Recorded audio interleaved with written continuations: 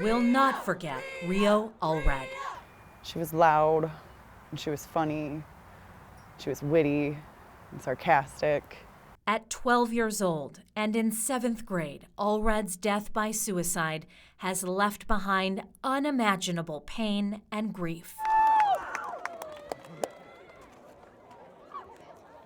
Tragically, Allred's family, friends, and this community are not alone in their sorrow. While suicide rates are highest among adults, the increase in the number of young people is alarming. A study in 2019 found that pediatric emergency department visits for suicide attempts and ideations accounted for more than 1.1 million encounters a year, and that number has doubled over the past 2 decades. Last year, a report by the CDC found that during the pandemic, ER visits for suspected suicide attempts began to increase among adolescents aged 12 to 17 years old.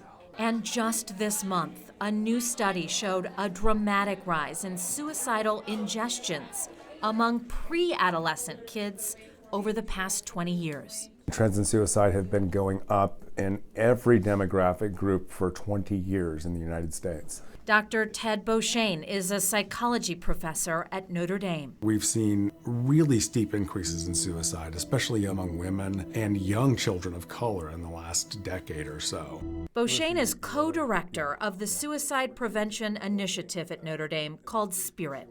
It will open in the fall with a focus on primary prevention, basically identifying at-risk children before they begin having thoughts of suicide. We need to think about how do we support families so that they can better support their children. Beauchesne says understanding the risk factors and warning signs of suicide can save lives. When we identify a child who's isolated, who's sad all the time, who may be impulsive, then those are children who you might want to start having those conversations with. And the people who see them every day are schools. It's why Beauchesne and the SPIRIT Initiative will be working with schools in our area to identify children most in need. When we talk about community, we need to think about what community is.